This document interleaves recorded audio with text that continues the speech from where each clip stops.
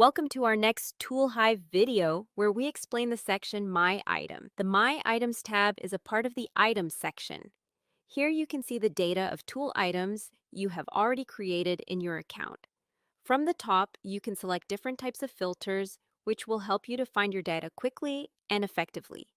At the bottom, you can change the amount of visible item data per page for a better overview. Also, you can jump to the next pages as and when required.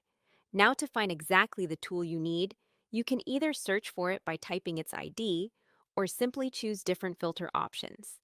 As an example, let's search for a milling cutter with a diameter of 63 millimeters.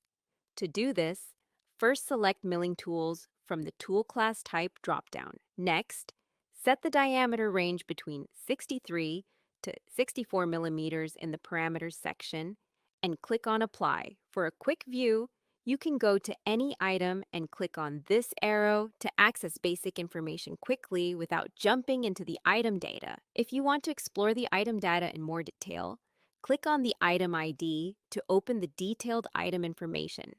Here on the left-hand side, you can see all the basic information about the tool item, its classification type, stock information, as well as any notes and files attached to the tool item. On the right-hand side, you can see a 2D graphic, a 3D model, an image, as well as a parameter image. If you scroll down to the bottom, you can see all the parameters, the related assemblies where this tool item has been used in your database, as well as the matching items on both the machine side and the workpiece side. This way, you can access all information about your tool items in a single window. Thank you for watching.